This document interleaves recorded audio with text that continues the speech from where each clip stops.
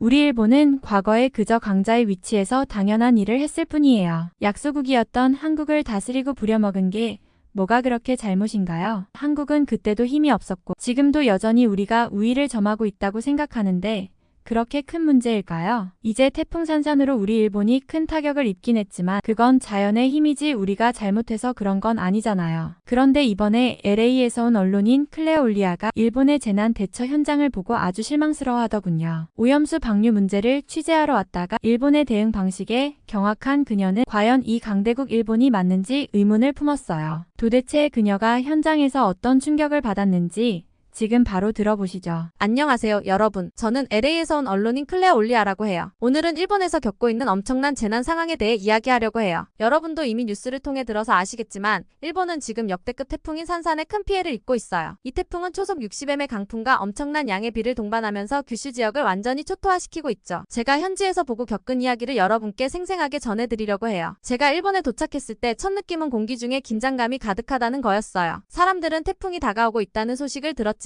어디서부터 어떻게 준비해야 할지 몰라서 혼란스러워하고 있었어요. 일본은 재난 대처에 있어 굉장히 체계적일 거라고 생각했는데 막상 현장에 와보니 상황은 전혀 그렇지 않더라고요. 일본 정부와 기상청은 태풍에 대한 경고를 늦게 발령했고 그마저도 시민들에게 정확한 정보를 제공하지 못했어요. 사람들이 가장 필요로 하는 건 구체적인 대피 지침과 실시간 정보인데 그걸 찾기란 쉽지 않았죠. 일본 기상청 홈페이지는 직관적이지 않아서 중요한 정보를 쉽게 찾을 수 없었고 영어 번역 페이지는 이해하기 어려운 부분이 많았어요. 특히 외국인들에게는 이 상황이 더욱 혼란스러웠을 거예요. 이와 달리 한국은 재난 대비에 있어서 한 발 앞서 있는 것 같았어요. 한국에서는 스마트폰 앱을 통해 실시간으로 대피소 정보와 안전한 대피 경로를 제공받을 수 있지만 일본에서는 그런 시스템이 잘 갖춰져 있지 않더라고요. 실제로 태풍이 상륙한 후 많은 시민들이 대피소를 찾지 못해 우왕좌왕하고 있었어요. 도로는 이미 침수됐고 일부 지역에서는 산사태가 발생할 위험이 매우 컸죠. 태풍 산사는 특히 규슈 남부 지역에 막대한 피해를 주고 있어요. 최대 1령 이상의 비가 내릴 것으로 예상돼서 대규모 홍수와 산사태가 우려되고 있죠. 현재까지도 수많은 사람들이 대피하지 못한 채 고립된 상태로 남아있어요. 그들의 공포와 불안이 얼마나 클지 상상하기 어려울 정도예요. 이번 태풍이 닥치면서 일본의 재난 대처 문제는 더 명확하게 드러났어요. 재난이 발생하기 전에 충분한 대비가 이루어지지 않았고 그 결과로 수많은 시민들이 큰 어려움을 겪고 있죠. 이 상황을 보면서 일본의 재난 대응 시스템이 얼마나 개선이 필요한지 절실히 느끼게 됐어요. 저는 이번 기회를 통해 일본과 한국의 재난 대처 방식의 차이를 더 깊이 있게 들여다보고 이 경험을 바탕으로 여러분께 중요한 교훈을 전해드리고자 해요. 이번 태풍은 일본 사회에 큰 상처를 남기겠지만 이를 통해 일본이 더 나은 미래를 준비할 수 있기를 바랍니다. 태풍 산산이 일본을 강타한 후 그 여파는 정말 상상을 초월할 정도였어요. 제가 현장을 둘러보면서 목격한 피해는 말로 다 설명할 수 없을 정도로 심각했죠. 규슈 남부 지역은 말 그대로 초토화되었어요. 비는 멈출 줄 모르고 강풍은 나무와 건물 차량을 모두 휩쓸어버렸어요. 도로는 물에 잠겨버려 교통이 완전히 마비되었고 일부 주택과 상가는 강풍에 의해 무너져 내렸어요. 많은 사람들이 대피소를 찾지 못한 채 집안에 고립되어 있는 상황이에요. 그들의 공포와 절망은 이루 말할 수 없죠. 제가 한 대피소를 방문했는데 그곳의 상황은 정말 끔찍했어요. 사람들이 물과 음식, 기본적인 생활용품조차 충분히 공급받지 못해 불안해하고 있었어요. 아이들은 겁에 질려 울고 있었고 어른들은 그들을 달래기 위해 애를 쓰고 있었지만 그들의 얼굴에는 깊은 피로와 절망이 가득했어요. 모두가 이 상황이 언제쯤 끝날지 모른다는 불안감에 사로잡혀 있었죠. 특히 일본의 재난 대응 시스템에 대한 시민들의 불만이 상당히 컸어요. 대피소를 찾기 어려웠던 사람들은 정부의 재난 대응에 큰 불신을 나타내고 있었어요. 태풍이 상륙하기 전에 충분한 정보가 제공되지 않았고 대피 요령 역시 명확하지 않아 시민들은 어디로 어떻게 대피해야 할지 몰라 우왕좌왕할 수밖에 없었죠. 한 시민은 저에게 우리는 마치 정부에 버려진 것 같아요. 아무도 우리에게 정확한 지침을 주지 않았습니다. 라고 말했어요. 더욱 충격적인 건 일본 기상청의 대응 방식이에요. 태풍 산산이 이미 근접했을 때조차 기상청은 경고를 늦게 발령했고 그 내용도 모호했어요. 시민들이 가장 필요로 했던 건 실시간으로 업데이트되는 명확한 정보였지만 그들은 그 정보를 얻기 위해 애를 먹어야 했죠. 영어로 제공된 정보는 부정확하고 이해하기 힘들어서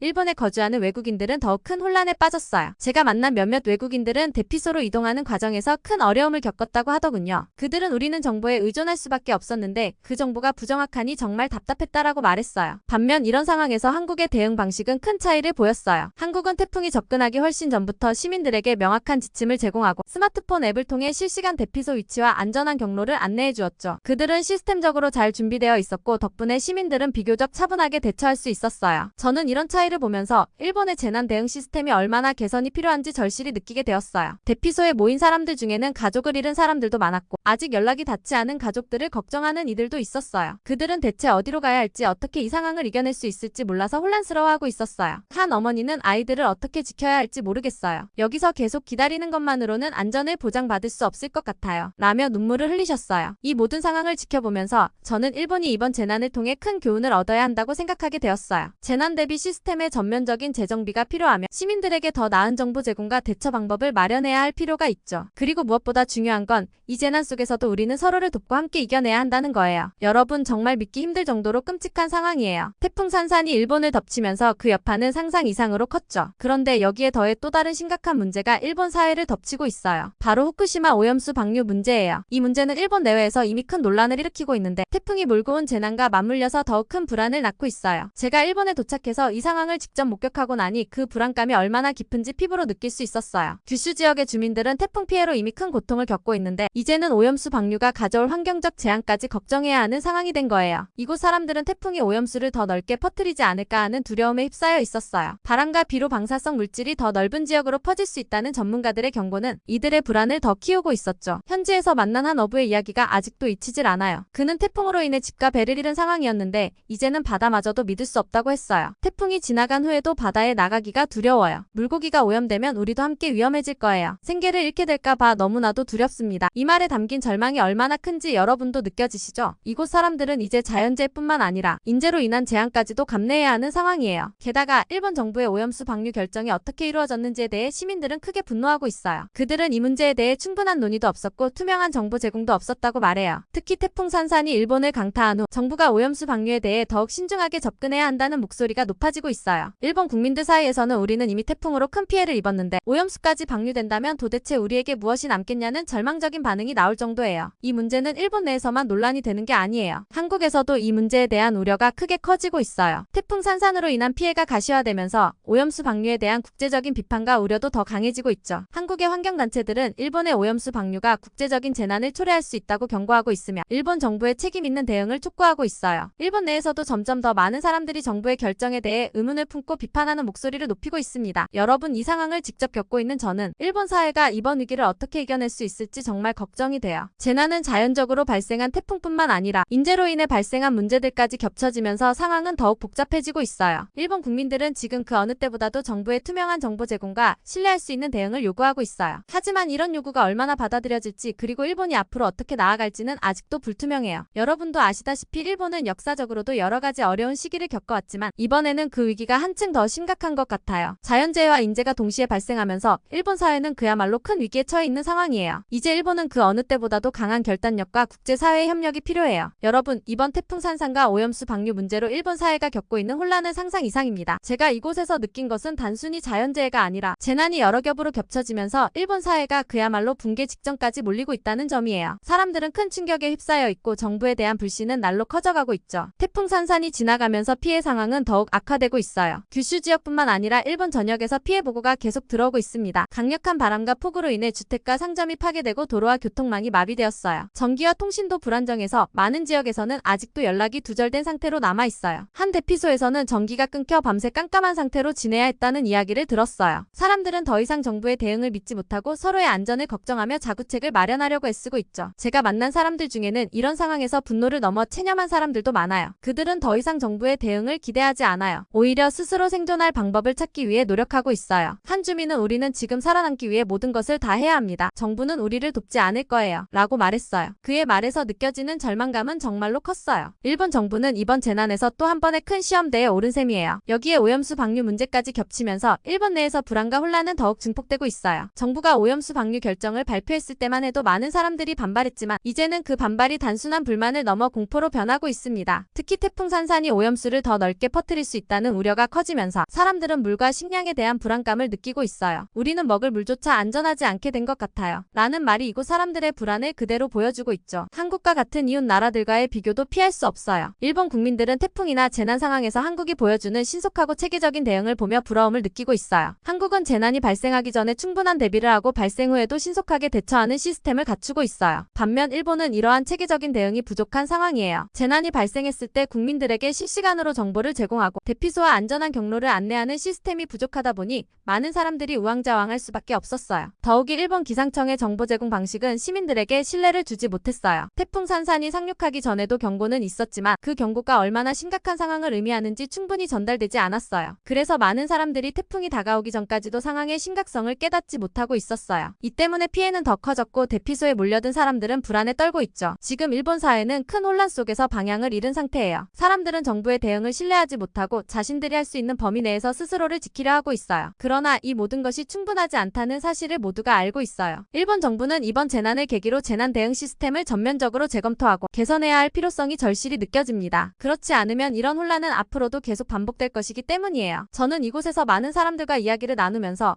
일본 사회가 직면한 위기의 깊이를 절실히 느끼게 되었어요. 이제는 단순히 자연재해에 대응하는 것을 넘어서 재난관리와 정보 제공, 국민들과의 신뢰 회복까지 포괄적인 접근이 필요합니다. 일본이 이번 위기를 어떻게 극복할지 앞으로의 행보가 매우 중요할 것입니다. 이제 일본은 그야말로 벼랑 끝에 서 있는 것 같아요. 태풍 산산과 오염수 방류 문제로 인해 국민들은 큰 혼란에 빠졌고 정부에 대한 신뢰는 바닥으로 떨어졌죠. 그렇지만 지금 이 상황에서 일본이 할 수 있는 건 이 위기를 교훈 삼아 더 나은 미래를 준비하는 것뿐이에요. 이번 재난을 통해 드러난 문제들을 해결하지 않으면 앞으로도 이런 혼란은 반복될 수밖에 없을 거예요. 우선 일본 정부는 재난 대응 시스템을 전면적으로 재검토하고 개선해야 해요. 특히 국민들에게 제공하는 정보의 정확성과 신속성을 보장하는 것이 가장 중요해요. 태풍이 닥쳤을 때 정확한 정보를 신속하게 전달받는 것이 얼마나 중요한지 이번에 뼈저리게 깨달았을 거예요. 일본 기상청은 보다 직관적이고 명확한 정보 전달 방식을 개발해야 하며 이를 통해 국민들이 올바르게 대처할 수 있도록 도와야 해요. 또한 일본은 한국과 같은 이웃 국가들의 재난 대응 시스템을 참고할 필요가 있어요. 한국은 재난 발생 전에 철저한 대비를 하고 재난이 발생했을 때는 신속하게 대응하는 체계적인 시스템을 갖추고 있어요. 이런 시스템 덕분에 국민들은 재난 상황에서도 비교적 차분하게 대처할 수 있었죠. 일본도 이러한 시스템을 구축해야 해요. 예를 들어 스마트폰 앱을 통해 실시간 대피소 위치와 안전한 대피, 경로를 제공하는 방식은 일본에서도 도입할 수 있을 거예요. 그리고 일본은 국제적인 협력에도 적극 나서야 해요. 재난은 국경을 넘어서 발생하기 때문에 각국이 협력해서 대응하는 것이 중요해요. 일본은 지리적으로 재난이 자주 발생하는 지역에 위치해 있기 때문에 다른 국가들과의 협력을 통해 재난 대응 능력을 강화할 필요가 있어요. 특히 한국과의 협력은 일본에게 큰 도움이 될 수 있을 거예요. 한국은 이미 다양한 재난 상황에서 효과적으로 대처한 경험이 있고 그 경험을 일본과 공유한다면 서로에게 큰 이익이 될 거예요. 이번 태풍 산산과 오염수 방류 문제를 통해 일본은 더 이상 미룰 수 없는 과제들을 직면하게 되었어요. 재난 대비 시스템의 전면적인 재정비, 국민들과의 신뢰 회복, 그리고 국제사회와의 협력이 그 핵심이에요. 일본은 이번 위기를 교훈 삼아 앞으로 더 강하고 단단한 사회로 나아갈 수 있는 기회를 잡아야 해요. 그렇지만 이 모든 변화는 하루아침에 이루어질 수 있는 건 아니에요. 무엇보다 중요한 건 국민들의 신뢰를 회복하는 일이에요. 정부는 국민들에게 더 투명하게 정보를 제공하고 국민들의 목소리에 귀 기울여야 해요. 이번 재난을 통해 상처받은 국민들이 다시금 정부를 신뢰할 수 있도록 정부는 더 많은 노력을 기울여야 할 거예요. 또한 국제사회와의 협력을 통해 일본은 더 나은 재난 대응 체계를 구축할 수 있을 거예요. 일본은 이번 태풍 산산을 계기로 국제사회에서 더 적극적인 역할을 할 필요가 있어요. 다른 나라들과의 협력을 통해 일본은 이번 위기를 극복할 뿐만 아니라 앞으로 더 강한 재난 대응 능력을 갖출 수 있을 거예요. 이제 일본은 선택의 기로에 서 있어요. 이번 재난을 단순한 비극으로만 남길 것인지 아니면 더 나은 미래를 위한 기회로 삼을 것인지 일본 국민들은 지금 정부가 어떤 결정을 내릴지 주목하고 있어요. 그리고 그 결정이 일본의 미래를 좌우할 거예요. 여러분, 이번 태풍 산산과 오염수 방류 문제로 인해 일본이 겪고 있는 위기는 결코 가벼운 것이 아니에요. 하지만 이 위기를 통해 일본은 중요한 교훈을 얻을 수 있고 그로 인해 더 나은 방향으로 나아갈 수 있는 기회를 잡을 수 있어요. 우리가 흔히 말하듯이 위기는 기회라는 말이 있잖아요. 이번 재난이 일본 사회에 남긴 상처는 깊지만 그 상처를 통해 배운다면 앞으로 더 강해질 수 있을 거예요. 가장 먼저 일본은 이번 재난을 통해 재난 대비와 관리 시스템의 중요성을 뼈저리게 깨닫게 되었을 거예요. 태풍 산산이 몰고 온 피해는 단지 자연재해로만 끝나지 않았어요. 정부의 대응 부족, 정보 제공의 미흡, 그리고 국민들의 불안과 혼란이 더해져 피해는 훨씬 더 커졌죠. 이번 재난은 일본이 재난 대응 시스템을 전면적으로 개선해야 할 필요성을 명확히 드러냈어요. 일본은 이 기회를 통해 재난에 대한 철저한 대비와 신속한 대응을 위한 체계를 갖출 수 있도록 노력해야 해요. 또한 일본 국민들은 이번 재난을 통해 정부의 투명성과 신뢰성에 대한 기대가 얼마나 중요한지를 절실히 느꼈을 거예요. 정부가 국민들에게 정확하고 신속한 정보를 제공하지 못하면 그 결과는 참담할 수밖에 없다는 걸 이번에 모두가 경험했죠. 일본 정부는 앞으로 국민들과의 신뢰를 회복하기 위해 더 많은 노력을 기울여야 해요. 투명한 정보 제공과 국민의 목소리에 귀 기울이는 것이 그 첫걸음이 될 거예요. 이와 함께 일본은 국제사회와의 협력의 중요성을 다시 한번 되새겨야 해요. 특히 이번 태풍 산산과 같은 대규모 재난에 맞서기 위해서는 한 나라만의 힘으로는 부족해요. 한국과 같은 이웃 국가들과의 협력은 재난에 대한 대비와 대응 능력을 강화하는 데 큰 도움이 될 거예요. 일본은 앞으로 국제사회에서 더 적극적인 역할을 하며 다른 나라들과의 협력을 통해 더 나은 재난 대응 체계를 구축할 수 있어야 해요. 그리고 일본 국민들도 이번 위기를 통해 서로 간의 연대와 협력의 중요성을 다시 한번 느끼게 되었을 거예요. 대피소에서 피해 지역에서 사람들이 서로를 돕고 위로하며 함께 이겨내려는 모습은 정말 감동적이었어요. 이런 연대와 협력의 정신이야말로 일본이 이번 위기를 극복할 수 있는 힘이 될 거예요. 국민들이 서로를 돕고 함께 이겨내려는 노력이 결국 일본 사회 전체를 더 강하게 만들 거예요. 이제 일본은 이번 위기를 교훈 삼아 앞으로 나아갈 방향을 명확히 해야 해요. 이번 재난이 남긴 상처를 딛고 더 나은 미래를 준비할 수 있는 기회로 삼아야 해요. 정부와 국민 그리고 국제사회가 함께 협력하여 이 위기를 극복한다면 일본은 앞으로 더 강한 나라로 거듭날 수 있을 거예요. 물론 이 과정이 쉽지는 않을 거예요. 변화에는 시간이 필요하고 그 과정에서 많은 어려움이 있을 거예요. 하지만 일본이 이번 교훈을 잘 새기고 이를 바탕으로 한 걸음씩 나아간다면 반드시 긍정적인 변화를 이룰 수 있을 거예요. 일본 국민들은 그동안 수많은 어려움을 이겨내며 살아왔고 이번에도 그 힘을 발휘할 거라고 믿어요. 여러분, 일본이 이번 태풍 산산으로 겪은 혼란과 피해를 보면 정말 안타깝다는 생각이 들어요. 하지만 동시에 이런 재난 상황에서 일본의 재난 대응 시스템이 얼마나 미흡한지 여실히 드러났다는 점을 부인할 수 없어요. 이번 태풍은 단지 자연재해의 문제가 아니라 일본 사회가 안고 있는 근본적인 문제들을 적나라하게 드러낸 사건이었죠. 일본 정부는 태풍이 접근하기 전에 충분한 경고를 했다고 주장하지만 실제로 많은 사람들이 정확한 정보를 제때에 얻지 못했어요. 경보 발령이 늦어졌고 그마저도 내용이 불명확했죠. 사람들은 어디로 대피해야 할지 무엇을 준비해야 할지 제대로 알지 못한 채 불안에 떨었어요. 일본 기상청의 웹사이트는 너무 복잡하고 직관적이지 않아서 필요한 정보를 찾기가 어려웠죠. 특히 외국인들은 언어 장벽 때문에 더 큰 어려움을 겪었어요. 이런 상황에서 일본 국민들은 큰 불안과 혼란 속에서 무방비 상태로 재난을 맞이해야 했어요. 이와 달리 한국의 재난 대응 시스템은 이번에도 그 우수성을 여실히 보여주었어요. 한국은 태풍이 접근하기 훨씬 전부터 정확하고 명확한 정보를 제공하며 국민들이 차분하게 대비할 수 있도록 했어요. 한국의 스마트폰 앱은 실시간으로 대피소 위치와 안전한 대피 경로를 안내해 주었고 각종 경보와 지침을 신속하게 전달했어요. 덕분에 한국 국민들은 태풍이 닥쳤을 때도 비교적 차분하게 대처할 수 있었죠. 이런 시스템적인 준비가 얼마나 중요한지를 일본은 이번에 제대로 깨달았을 거예요. 하지만 일본 정부는 여전히 과거의 방식에 얽매여 있어요. 기술 발전이 이뤄졌음에도 불구하고 그 기술을 활용하는 데 있어서는 여전히 뒤처져 있는 모습이에요. 한국은 이미 AI와 빅데이터를 활용한 재난 예측 시스템을 운영하고 있고 국민들에게 실시간으로 상황을 업데이트해주는 시스템도 잘 갖춰져 있어요. 일본도 이런 시스템을 도입해야 한다는 목소리가 높아지고 있지만 여전히 변화는 더디기만 해요. 또한 한국은 재난 대비 훈련을 체계적으로 실시해 국민들이 실제 상황에서 어떻게 행동해야 할지를 몸에 익히게 하고 있어요. 이런 훈련 덕분에 한국 국민들은 재난이 발생했을 때 당황하지 않고 신속하게 대처할 수 있죠. 반면 일본에서는 이런 훈련이 제대로 이루어지지 않아서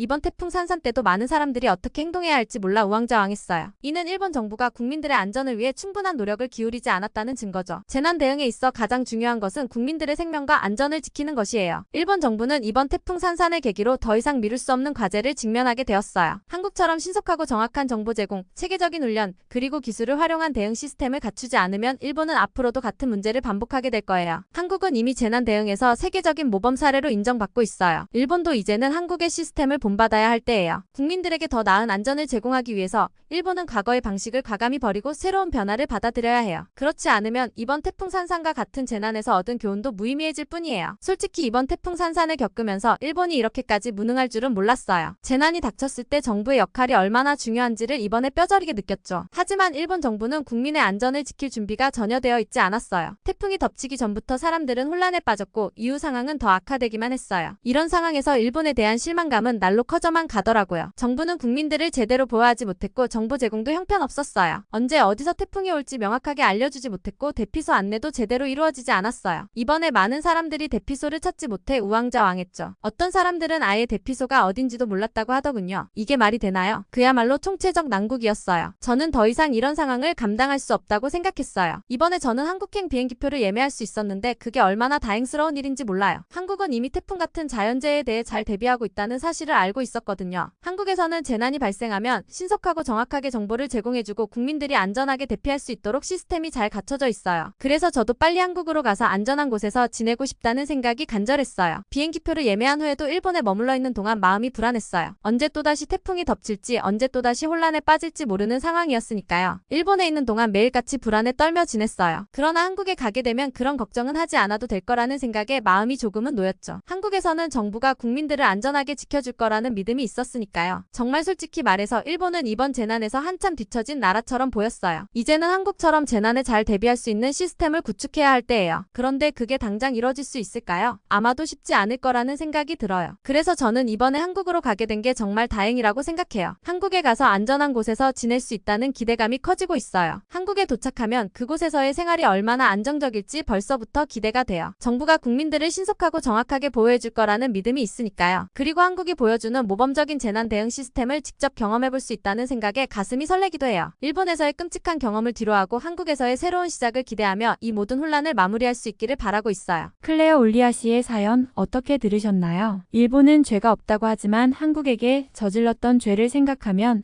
하나하나 언급하기도 입이 아플 지경이에요. 지금 사는 일본 국민들은 안타깝지만 한국인 입장에서 일본이 벌을 받고 있다고 느껴질 수밖에 없는데 여러분의 생각은 어떠신지 댓글로 많은 의견 부탁드려요. 영상이 좋았다면 구독과 좋아요 꾹 부탁드려요. 여러분의 사랑이 영상 만드는 힘이 됩니다. 그럼 다음 영상에서 만나요.